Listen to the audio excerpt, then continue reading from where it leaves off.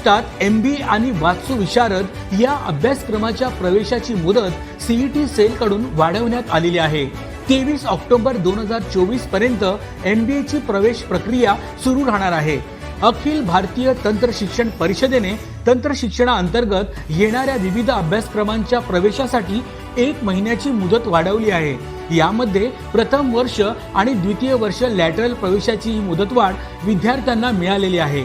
संस्थात्मक स्तरावर cap theory नंतर रिक्त राहिलेल्या प्रथम आणि द्वितीय वर्ष MBA अभ्यासक्रमाची प्रवेश प्रक्रिया आता 23 ऑक्टोबर पर्यंत राबवली जाणार आहे।